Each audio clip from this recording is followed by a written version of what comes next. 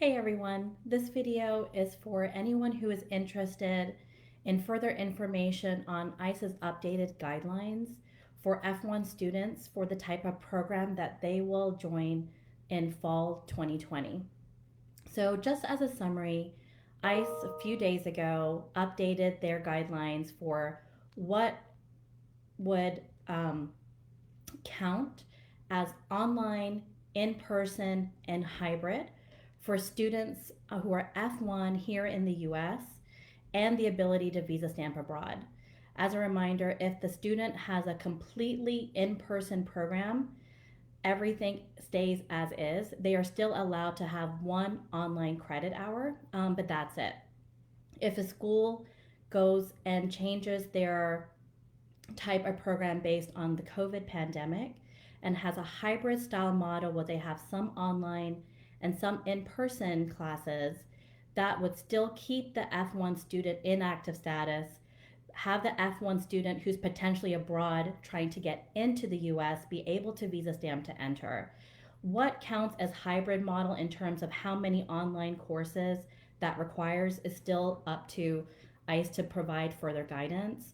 Upon multiple requests to ICE, simply they have said that they can't discuss at the moment or comment because there are multiple lawsuits that have been filed in the last few days based on these updated guidelines. So they've taken an approach where we're not going to share any further information under the guise of there's litigation on the subject, and so we cannot. The third, which is the most impactful for students here in the US and students trying to come to the US, is any university that has already said that they will be 100% online. Those students have a significant setback in terms of what they can do here and how they can enter.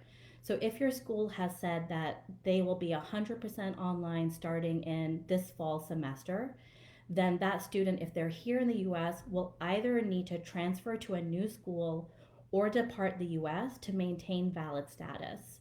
If the student is abroad and trying to enter the US with a visa stamp, they would not be allowed to either visa stamp or enter through the port of entry if they already have a valid F1 visa stamp that is entered into their passport if the program stays 100% online.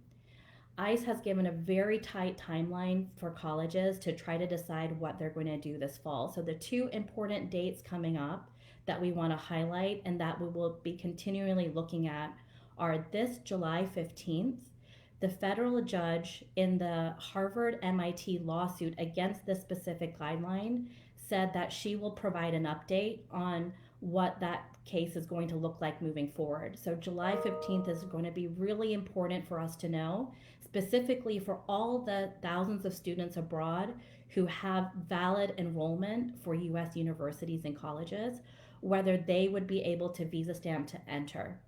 Another important date is August 4th.